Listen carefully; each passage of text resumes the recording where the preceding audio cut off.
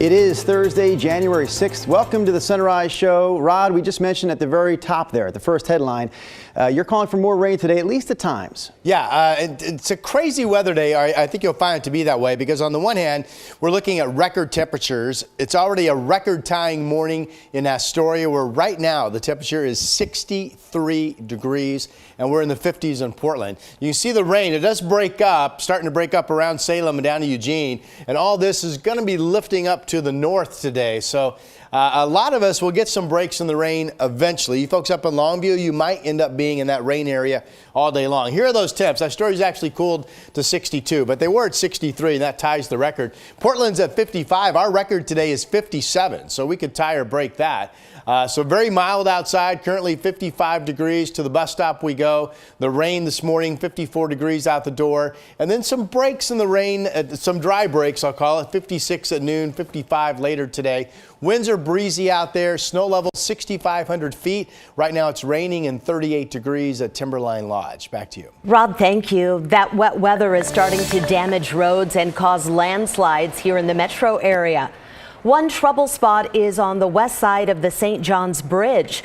A landslide there is blocking Northwest Bridge Avenue in both directions. It's been closed since just before 7 o'clock last night. That's the road, by the way, that you take just off Highway 30 to get onto the bridge.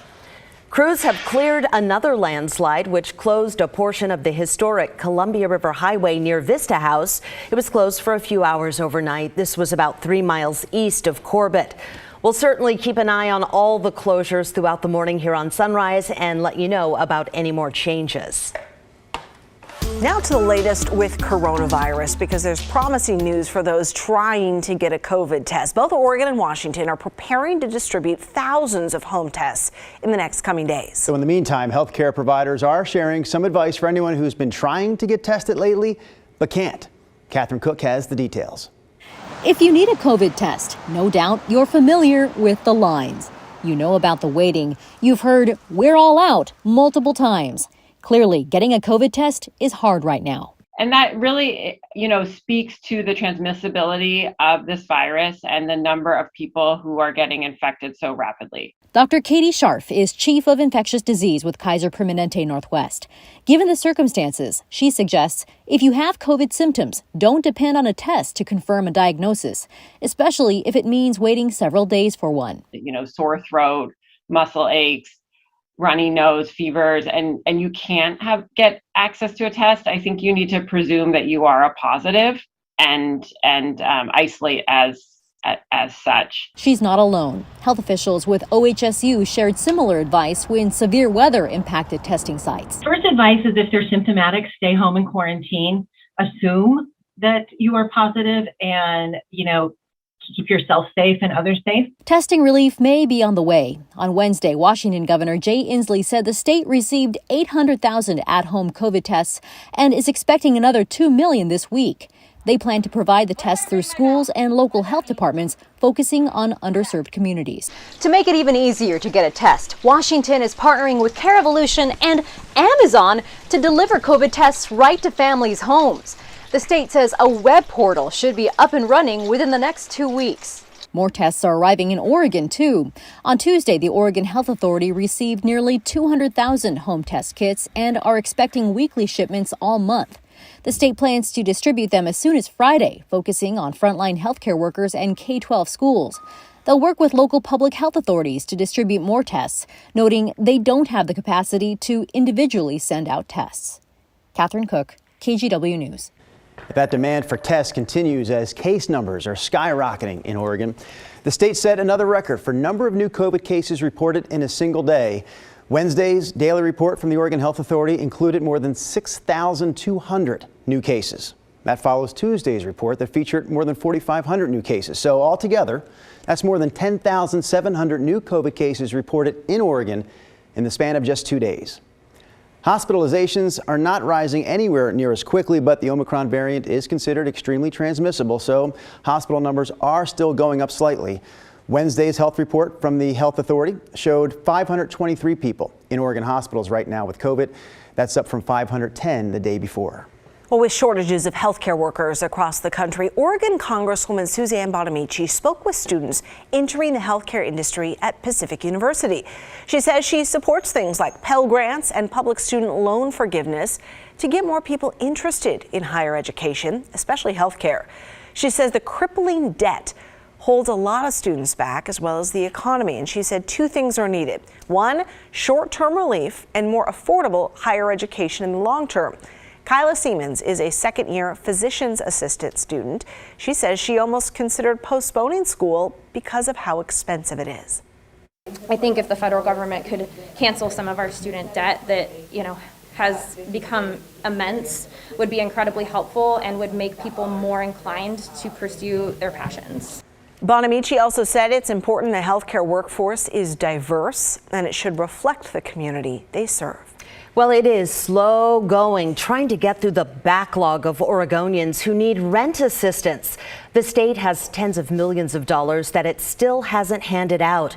Tenants are now facing eviction if they were denied assistance or if they haven't applied for it yet. As a result, landlords and tenants are taking their cases to court, and most of them are showing up without lawyers. The Oregon State Bar says that is clogging up the court system, but there is a plan. Just recently, the Oregon State Bar, after we've been working on this for a few years, approved a proposed plan to license paralegals to handle limited services in the areas of landlord-tenant law and family law. Paralegals prepare court documents, they prepare contracts. They do essentially everything lawyers do, but they have a lawyer supervising what they're doing.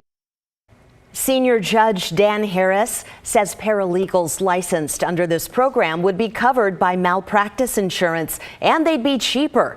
But they need your help to get things up and running by this summer. Our colleagues on The Story looked into this. You can check out the full details on KGW's YouTube channel.